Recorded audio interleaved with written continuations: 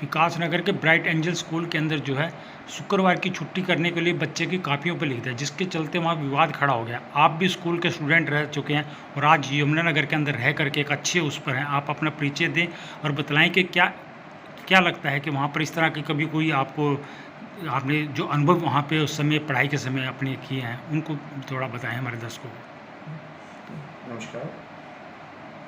मेरे परिचय की यदि बात करें तो मैं ज्योतिष एवं वास्तु शास्त्र में आचार्य हूँ और मेरा माता पिता के द्वारा दिया गया नाम प्रिंस शर्मा है। मैं ब्राइट एंजल स्कूल जीवनगढ़ विकास नगर में 2005 तक पढ़ा हूँ और उस समय वहाँ पे छात्रावास हॉस्टल की सुविधा थी जिसमें मैं रहकर पढ़ा। मुझे कभी भी स्कूल के शिक्षकों के मन में या वहाँ के किसी भी प्रकार के माहौल में कोई किसी मजहब का, किसी जाति का, किसी रंग भेद का, किसी भी प्रकार का कोई ऐसा वाक्य या इसी प्रकार का कोई भी ऐसा अनुभव नहीं हुआ। यदि हम निजी तौर पर बात करें तो स्कूल के जो संस्थापक सदस्य हैं श्री मोहम्मद कादिर हुसैन, जो कि भारतीय सेना से एक रिटायर्ड कर्नल के पद पर हुए हैं, और उनको निजी रूप से यदि आप मिलें तो शायद ही एक ऐसा सज्जन पुरुष आपको कहीं और देखने को मिले। और मजहब, रंग भेद, जाति, शायद इन सब बातों से वो बहुत परे हैं।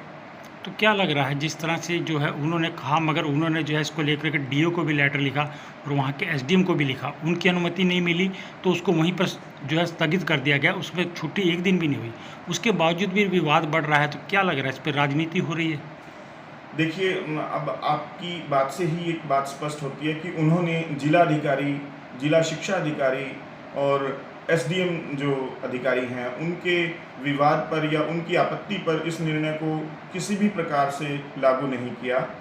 और इससे अलग यदि हम बात करें, मोहम्मद कादिर हुसैन जो कि उस स्कूल के डायरेक्टर सर हैं, उनके लिए उनकी तरक्की को देखकर या उनके राजनीतिक पद को, राजनीतिक पहुंच को देखकर हो सकता है कि किसी प्रकार के एक ऐतराज़ उठाने के मौके की तलाश की जा रही हो। यह राजनीति से प्रेरित भी हो सकता है, ये किसी की निजी स्वार्थ या निजी ईर्ष्या द्वेष की भावना से प्रेरित भी हो सकता है। जिस तरह से लगातार विरोध हो रहा है, तो क्या आपको, क्योंकि आपने तो वहाँ खुद शिक्षा ग्रहण किया, क्या आपको लगा कभी वहाँ पर मुस्लिम पद्धति को ज़्यादा बढ़ावा दिया जाता है, हिंदू पद्धति को नहीं? देखिए, bright angel school CBSE board से मान्य प्राप्त एक स्कूल है जिसमें इंग्लिश मीडियम के द्वारा बच्चों को शिक्षा दी जाती है।